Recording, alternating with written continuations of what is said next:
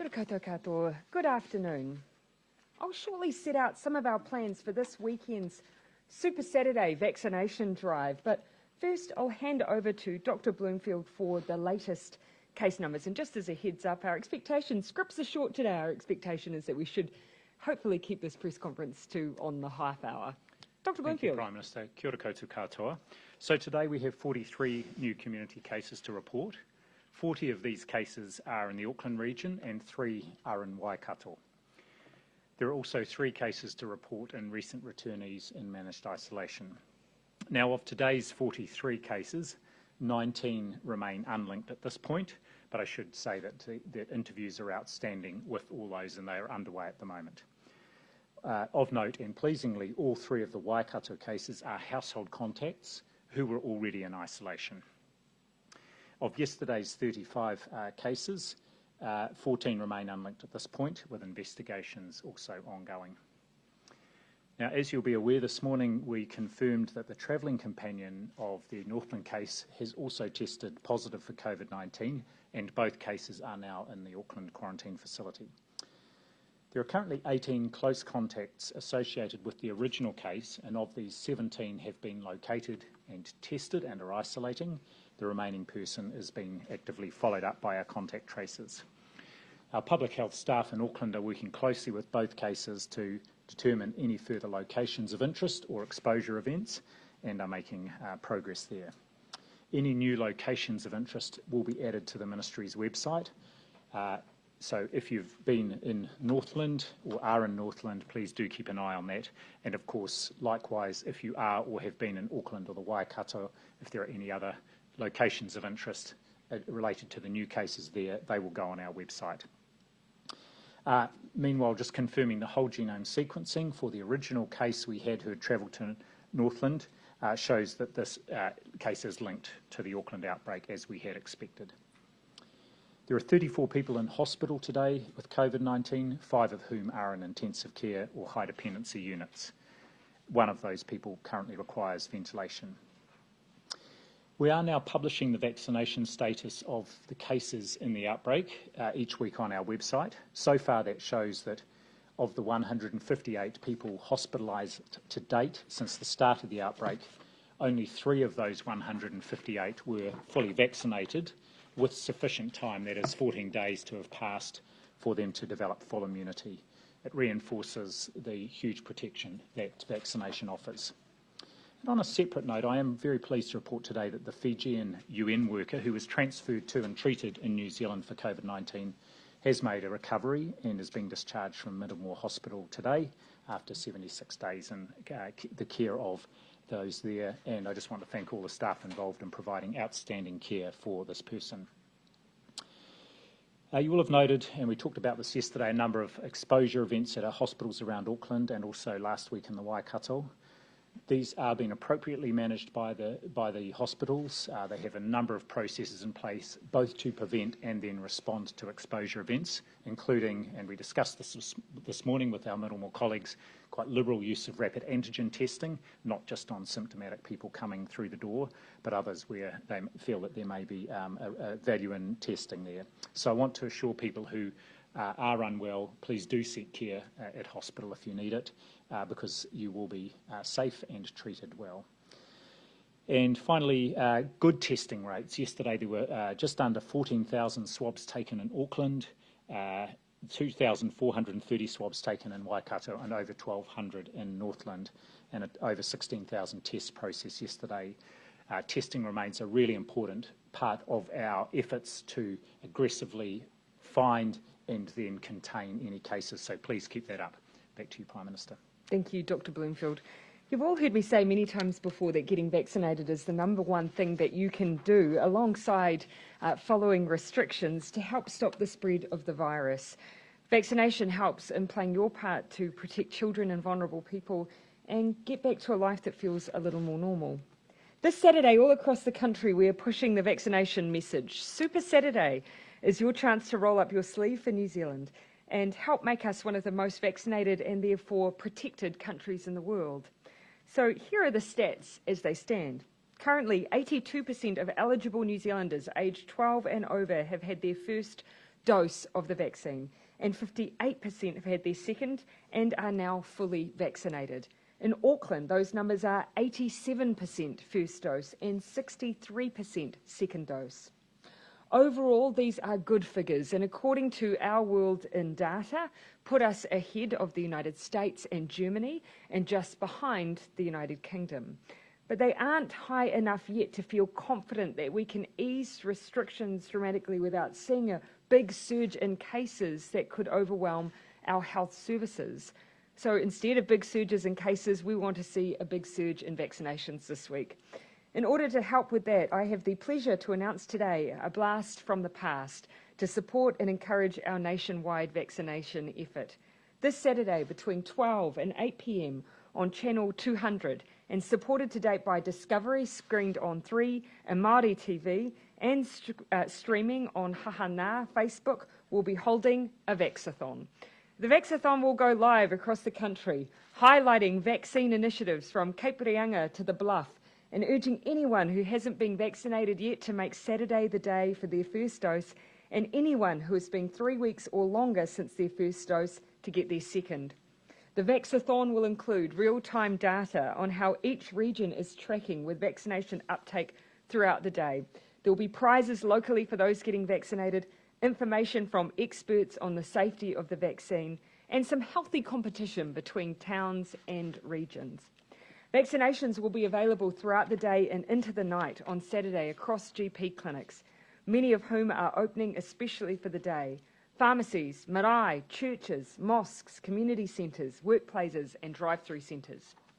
You can go to covid19.govt.nz to find out where you can get a vaccine locally this Saturday. And if you're a business or community group who wants to support the Vaxathon on Saturday, visit covid19.govt.nz/Super Saturday. A huge thank you to those who have already come forward. The support from business in particular has just been fantastic. Nationwide, we have the capacity to administer well over 100,000 vaccines in a single day. That would lift our vaccination rates considerably. There is nothing stopping us other than people showing up. Our current vaccination record for a single day is 93,334 vaccines in one day, which was on the 26th of August. And our biggest number of vaccines in a single week is 552,586, and that was the week ending the 5th of September. So those are the records that we should try and beat this week. And Auckland, let's aim to get first doses over 90% by the end of Saturday and see a surge in second doses too. New Zealand has been world leading on keeping down our case numbers, hospitalisations and deaths, as well as delivering a strong economy and low unemployment. I believe we can be world leading on vaccines too and become one of the most highly vaccinated and protected countries globally, which will mean we'll be able to get back on track to safely open up our restrictions that we currently have and get back to something that feels just a bit more normal. But to get there, we need a big collective effort, and we need it soon. The countdown is on, and waiting for your vaccine means we need to wait longer with some of those restrictions, and I know how frustrating they've been. So I urge everyone, especially our young people who have shown great leadership already, to help us get the job done. And ask everyone to do it for children who can't be vaccinated, for the vulnerable and most at risk of getting sick, and so that you can be part of festivals and events safely. I think it's the least that everyone deserves this year. We're now both happy to take questions. Did either or both? Yeah, I'll come over then, Jessica, and then Jane. Did either or both of the women who travelled to Northland attend a tangi?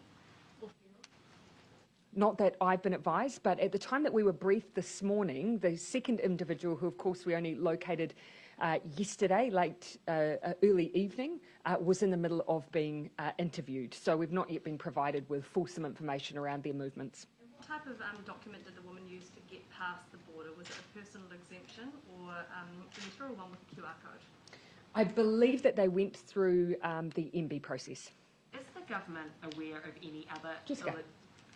Is the government aware of any other illegitimate border crossings, connected or otherwise, with the two women who went to Northland?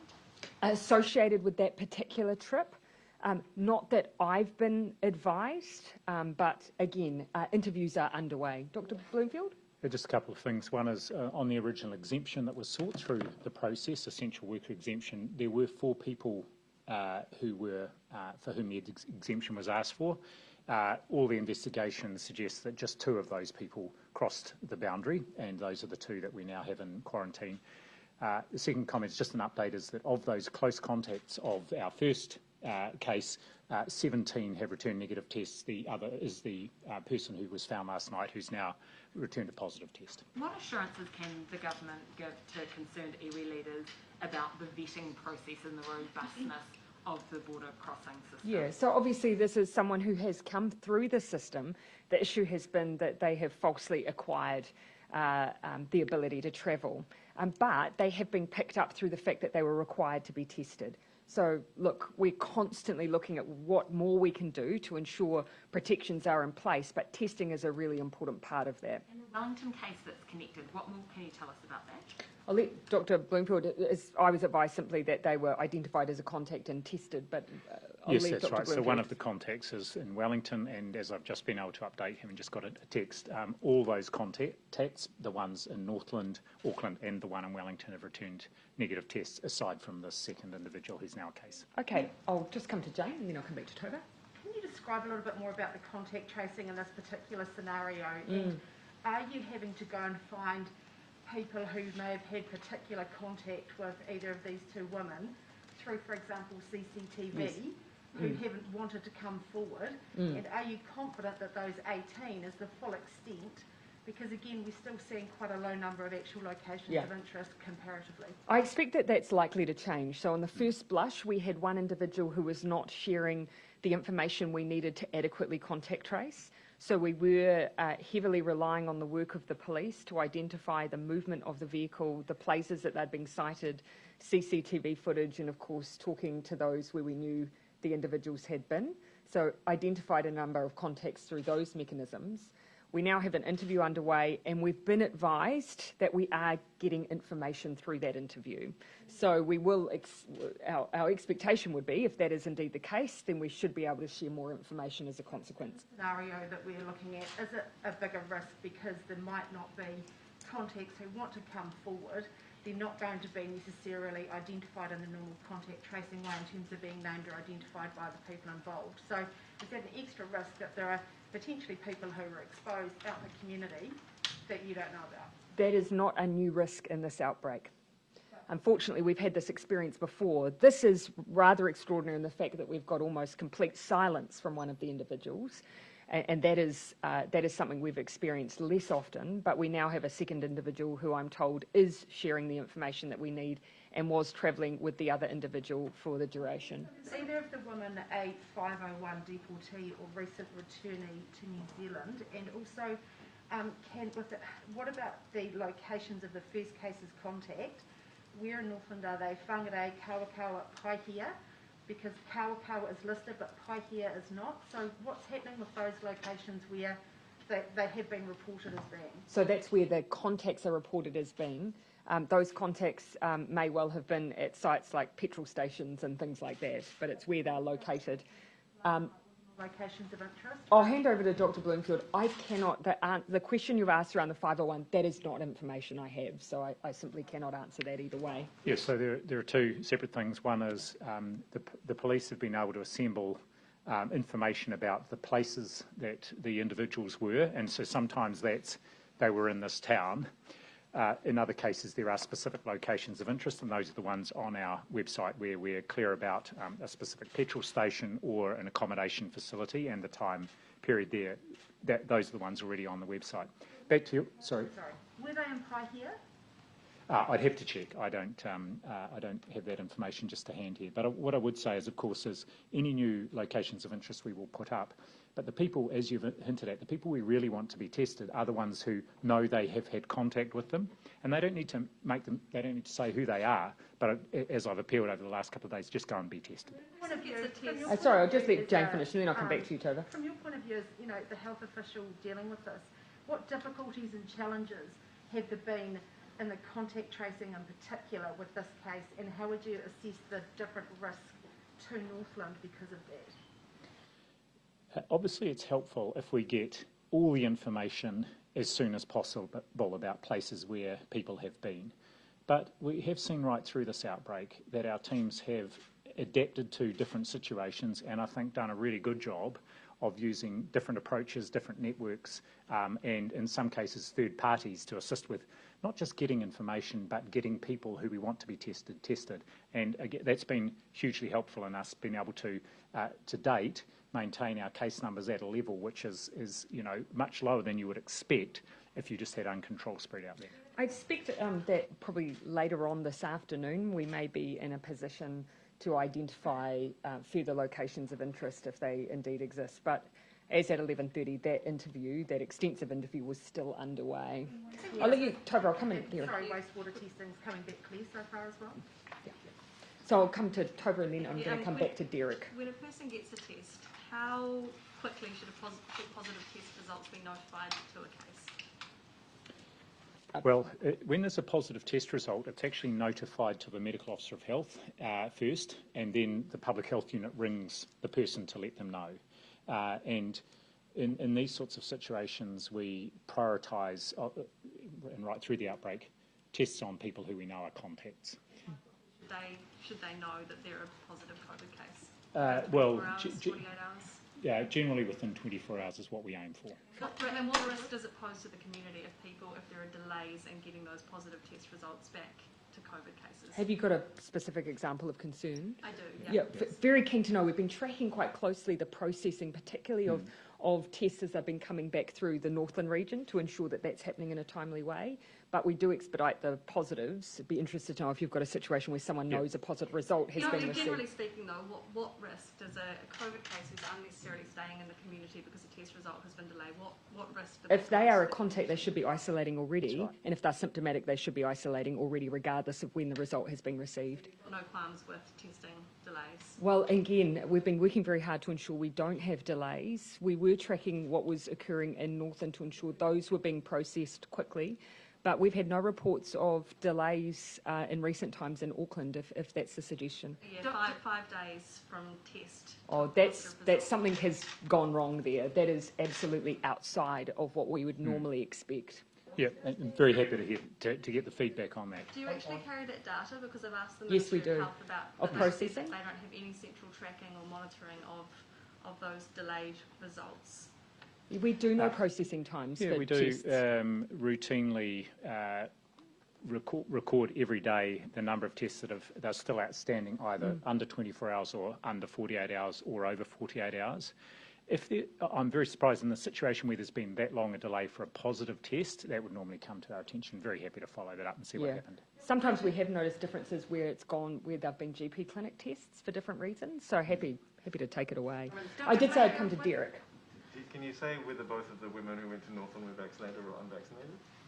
Don't have that information at the moment. Have you considered, Prime Minister, you've talked previously about whether would it be worthy to make it mandatory for travellers leaving the boundary to be vaccinated? Have you given that any more thought? There's certainly been a lot of discussion around that, and I expect that Cabinet will continue to discuss ways that we can ensure, that boundary we're keeping people as safe as possible. At the same time, there is a call on us to enable further movement because of the length of time that the boundary's been in place. So there are judgments to be made here, both in ensuring it's secure, but also acknowledging there's a lot of pressure on it already.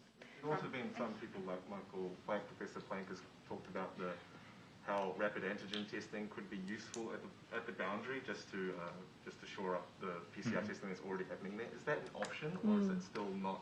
Probably as an example, I'd imagine our Northland case wouldn't have been picked up by antigen, but would be picked up by PCR. Is he suggesting both still? He's suggesting to complement PCR. Yeah, we're having a look at it. In the first instance, what I've asked the team to look at is whether we increase the frequency of the once every 7-day testing for essential workers crossing the boundary. That would be my first go-to. And one of the reasons is, whilst rapid antigen testing is called rapid antigen testing, it does actually it's quite a process and does take quite a bit of time.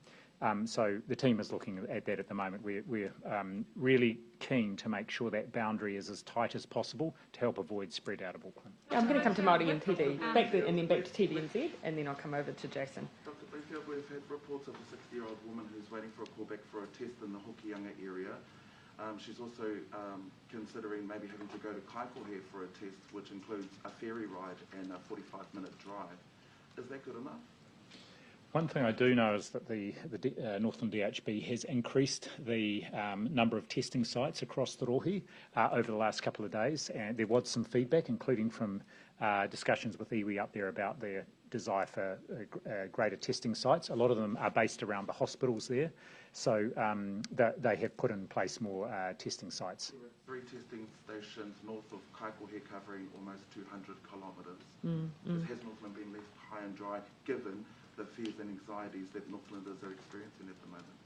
Look, I think the team up there is responding to requests for additional testing access, and I know they have put a lot of effort into increasing access over the last couple of days. They've been particularly focused, as I understand, on pop-up and availability in areas where we know that those positive cases have been. So we'll have to keep assessing that we've got good proximity of testing alongside those communities where we have those real concerns too. Can I just quickly ask about the vaccine mandates? Yep. Māori teachers currently make up 12% of the workforce, and we've already spoken to a number who won't be getting a vaccination, who are leaving the industry. What impact do you see that having on the already strained workforce and ultimately Māori education? The first thing I would say is that I really do hope that those teachers do reconsider.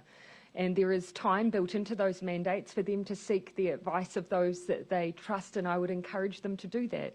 We don't want to be in the position of losing any of our Māori educators, but we also have to balance that against ensuring that we're keeping our tamariki safe. Can I follow up? I did say I'd come back to you, Jessica, and then I was going to come across to Jason, and then I'll do Joe. Just to follow up on that question, in terms of teachers, do you have any numbers on, and this might be a question for Dr. Bloomfield, but do you have any numbers on how many teachers or health workers aren't interested in getting vaccinated? Health workers, we have an idea, but educators, I would have to go to the Minister, I think. Yeah, I mean, if you look at the decision made by Cabinet, it covers a very wide range of healthcare workers. The best data we have relates to DHB employees, and we know in the Auckland region it's very high, partly because they're at the front line of things. It does vary by DHB, but what I also know is, and I've seen this, you've seen this in the response to the decisions announced yesterday, is very wide support across both the health and education sectors for this mandate, and I expect that there will be very high uptake across both sectors. And yours is... Hospitals, we are seeing a number of cases popping up there. How are staff coping? Do you have enough staff, given that so many are having to stand down? It very much depends on the nature of the case and the service that they're in. In some of the more recent cases, there's been no impact on staff. The staff have been wearing full PPE during any exposure. They're fully vaccinated, and so those staff, we've from our experience over the last 2 months, we don't need to stand those staff down. The more recent one in Middlemore, because the person was there for another reason and it wasn't identified until they became symptomatic a couple of days in, that has affected that service, so it very much is service dependent. Yeah, so yours was on this, Emily? Yeah, just on the mandate. Yeah. Businesses have told us that they want more from central government to sort of underpin their own mandates. Are you planning on legislating to protect businesses if they want to introduce vaccination mandates for customers or their own staff? Yeah. So we are completing a bit more work around those areas where we're looking to use, for instance, a vaccine certificate. If you're asking that of everyone who's coming into a premise, then of course there'll be some knock-on effect for those who might be working within those premises. So that's another area where we're doing some work at the moment. More broadly though, we do have government guidance around for those employers who may be considering whether or not, for health and safety reasons, they believe a mandate is something that they'll need in their workplace. And that guidance sets out the process they just need to go through in order to assess if that is indeed the case, and whether they've got the footing for that, and help them support them as they explore that option. But at this stage, we're not looking to change any other legislation at this stage around vaccine mandates. And Dr. Bloomfield, just on the exemption to the vaccination mandate, how rare do you expect those vaccination exemptions to be, and what are some of the eligible reasons that could be? Well, the only one that's definitely an exemption is if there's someone's got a medical exemption, and we're expecting very few people in the country. I was reading something today, probably actually it was in a media publication based on information from Nikki Turner, probably less than 100 people across the country who would for whom this vaccine would be contraindicated. Beyond that, the expectation is that people will be vaccinated, and if there are circumstances that need an exceptional look at them, we will do those on a case-by-case basis. Okay. So it's going to be extremely rare. People shouldn't bank on being eligible for a vaccination exemption. No, that's why the mandate is there. Okay, I'll come across to Jason. Just on the Vaxathon, great name by the way. Are you going to have a specific... Not my own work, though. Oh, okay. Are you going to have a specific target for that day? You Yeah. mentioned that there was 93,000 was our latest, Yep. was the highest. Are you aiming to be a bit more ambitious, have, say, 100,000 on that day? Yeah, so look, we've already said that we have capacity to be able to do 100,000. We want to beat the record that we had previously of 93,000 as our best day. So let's see if we can reach that capacity. And the second thing we're pushing for is to try and by the end of the week get Auckland up to first doses at 90%. But this is not just about Auckland. We need the rest of the country to have those high rates as well. We're having a look, though, at whether or not there are some other goals that we can set across the course of the week and across the course of the day. It might be more of an operational matter, but in telethons in the past, they've had like a big sort of colour it in when you get to a certain mark. Is there going to be one of those? Or I think you can expect, for those who have watched a telethon before, for there to be a bit of nostalgia. Joe. Just a bit of clarification on the Wellington contact. Yeah. How has that taken place? Were they in Northland or were they an essential worker, or how is there a Wellington contact with the Northland? My understanding is that's just someone who's legitimately been in Northland, keeping in mind that Northland's only recently gone into level 3. This was during the time that they were not in level 3, and there are direct flights from Wellington to Northland. That's my understanding. Yeah, I don't have any other information about that. Okay. And just going back to Derek's question earlier in terms of looking at vaccination at the boundary, it's a couple of weeks ago now that we had the unvaccinated truck driver in the Palmerston North example, and you spoke then about talking at Cabinet and looking at it. So is there how actively are you looking at making sure those who are crossing the boundary are vaccinated, or is it just too difficult?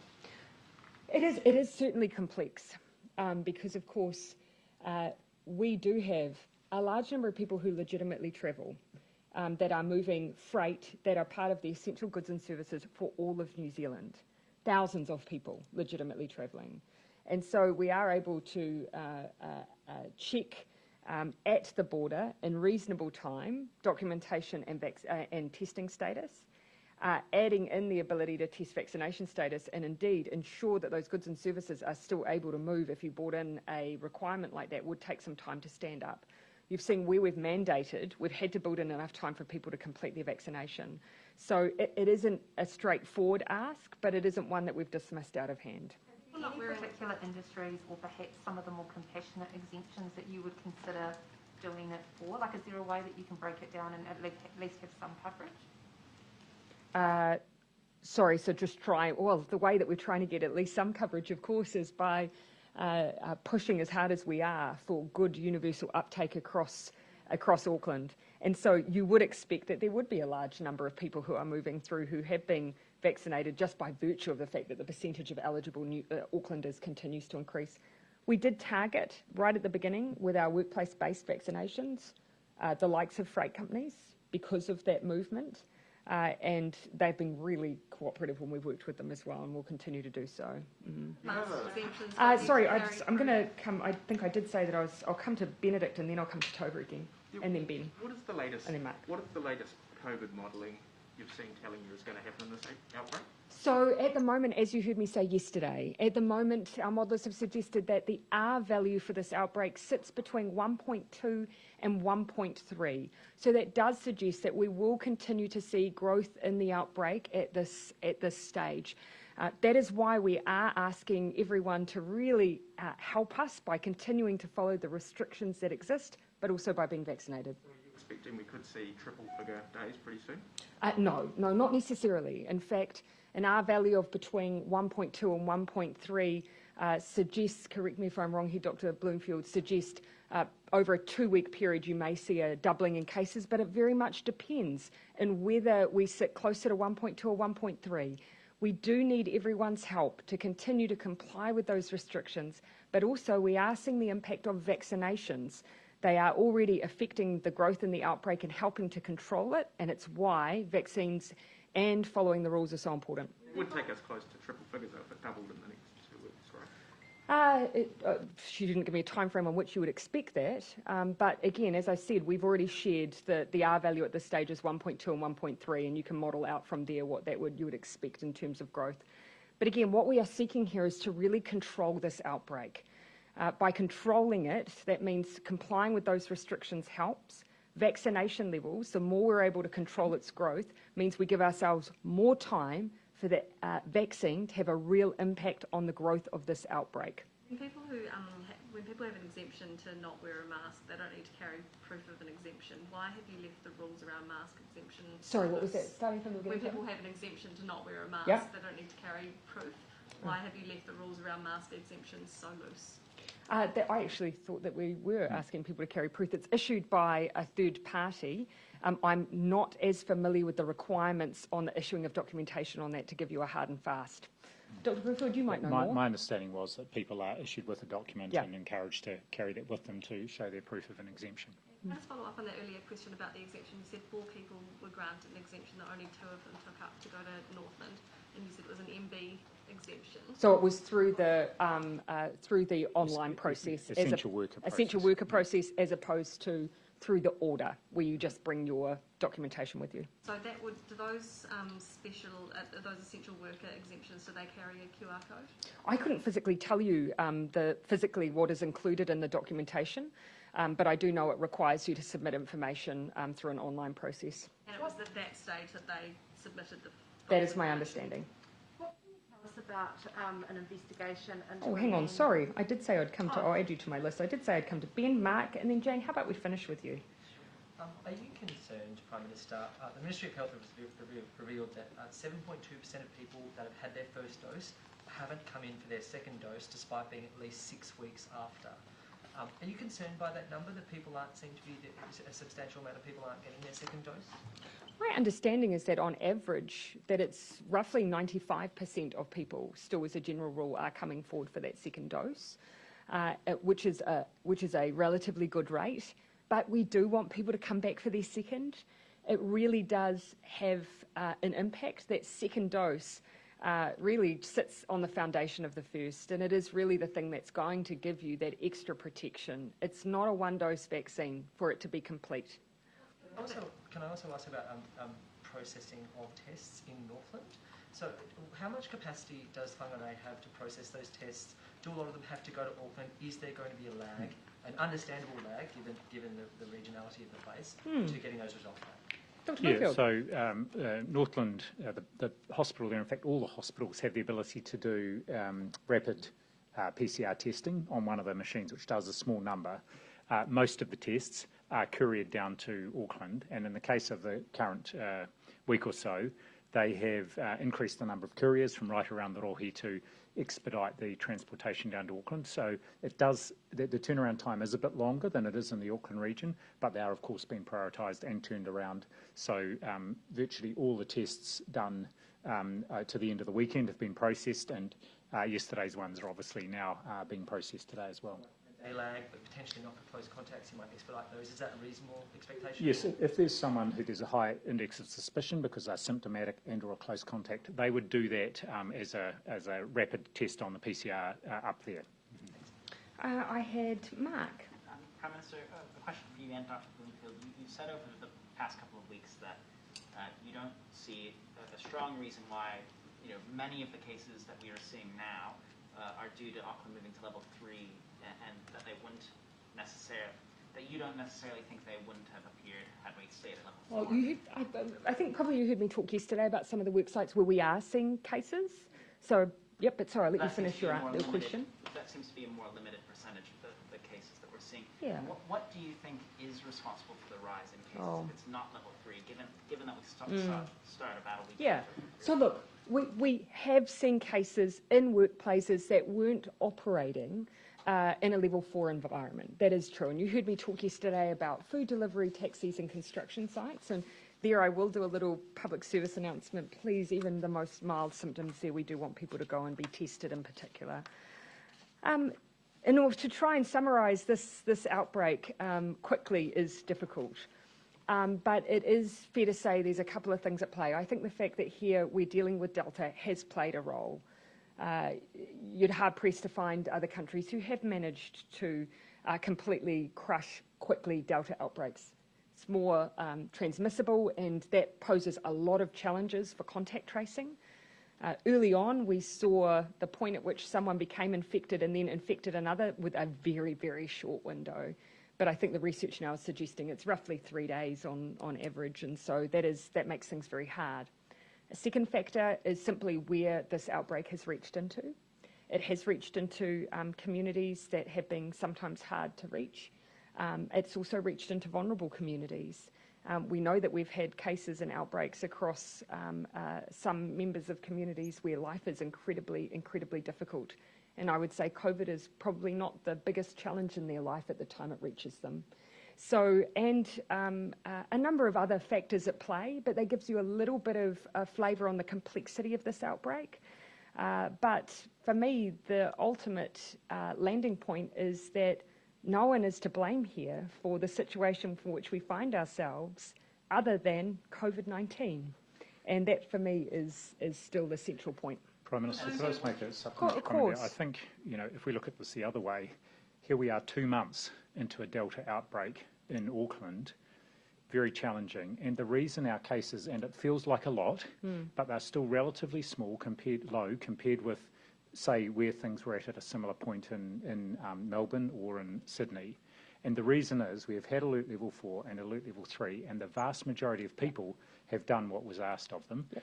Secondly, our teams have been absolutely aggressively testing, tracing, quarantining people, and our teams in managed isolation and quarantine have taken in hundreds, well, over 1,000 people to look to care for them and make sure that they are not transmitting in the community.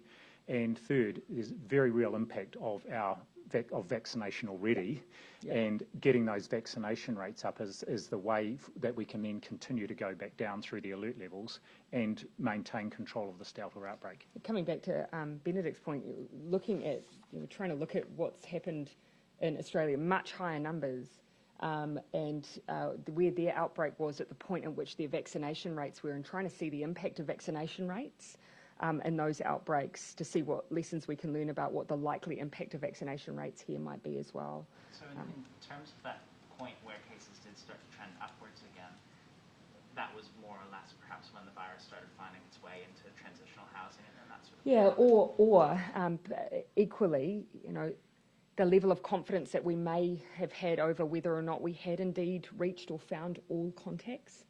That has been something, of course, when contact tracing, having that denominator, really being confident that you know who all your contacts are, tracing them down, isolating them, it has been harder to be confident that at all times we've known and understood every single contact around a case for a number of reasons. So that's been a challenge too. Dr. Bloomfield, I'll just let Mark finish, and then I'll come to Jane, and then Tova. I'll finish with you. My 30 minutes has not worked. A technical question, I guess, on the vaccine mandates. How will you process in people who may have been vaccinated overseas with a vaccine that not only isn't authorized for use in New Zealand, but may not actually be particularly effective? Yes. This is one of the things we're looking at for people travelling to New Zealand, and also we've looked at for people who might be applying to work already at the border and who in a border role and who have been vaccinated overseas. And we've had technical advice on what additional vaccination might be required of those people, depending on what vaccine they've already have and our level of confidence. We are certainly, for people who have received a full course of a vaccine that we've already approved in this country, then there's nothing further that those people need to do. For some of the other vaccines, we're requiring them to have at least one dose of the of the Pfizer vaccine, and we will again look at that for individuals who might be in that position and are covered by the mandate in either the health or education sectors. Jane, then Toba. What can you tell us about an investigation into a man in level 3 in Whangarei who travelled to Queenstown via Wellington without an appropriate travel exemption, and the police are looking into it? And is it time, especially given the border, may be in place for a while, to look at tightening up the system, given the Northland situation and then potentially cases like this? Yeah, so obviously you would have heard me speak a little bit to that last point that you've made. I'm advised that of the situation that you've raised. Yes, I understand a man flew from Whangarei to Wellington on a commercial flight on Saturday the 9th of October, that the individual was travelling for employment but did not have the necessary documentation that would have allowed that departure from Whangarei under Alert Level 3. I understand the individual is now self-isolating and the Ministry of Health is working with the police on the issue. Does this come back to one of those airport situations, that we had, I think probably with the Wanaka couple, where the checks that was tight enough in every single port of departure? Yeah, so for that individual, for the Wanaka situation, false information was, yes, they drove. So false information was provided that. What I would need to check is whether or not we had to move very quickly, for instance, when we set up the Waikato situation to ensure that we had individuals who could provide checks at the airport. Because unlike Auckland and others where you have the AVSEC staff, not all our regional airports have that usual staffing that can quickly change up their approach in order to ensure that we're doing that documentation check. So I don't necessarily have the full picture of whether or not that may have contributed to the issue here. What is that, I suppose, a lesson for potential other regional lockdowns with exactly that same situation at the airport? Because it is a gap, isn't it, where people can jump on a plane and, where there could, potentially be an outbreak? Yes. Well, first and foremost, of course, we ask people to actually follow the rules. And every day people are doing that without having to be stopped, asked and checked. But yes, one of the things we will need to ensure in the future, if we're using for any reason localised lockdowns, is just as part of our checks to ensure that we're undertaking some of that at each airport. Keeping in mind, Hamilton was a slightly different situation. We needed those checks because it bordered both an area where no one should be travelling from, but also areas where you can legitimately travel. A little bit different for that area because the whole area was in level 3 at that time. Okay, Tova, I'll let you finish. Thank you, Dr. Bloomfield. You said earlier that those testing result timeframes were published. We did ask the Ministry of Health for that last night, and they've been very helpful trying to find it, but they said it's not centrally stored. So what are you talking about? Are you talking about those disease indicators from the Viral and Roche reports? Because they haven't been published since June. Yeah, what I'm talking about is that we do collect data on a daily basis to say how many tests are outstanding for processing around the country that are where it's less than 24 hours, 24 to 48 hours, or over 48 hours. And I'm happy to get that information to you. And then just again, because we can't get on top of Delta, can we, if we're not getting on top of those positive test results quickly enough and getting those people isolated fast enough? I wouldn't suggest, though, that the example that you may legitimately, of course, have is indicative of the entire system.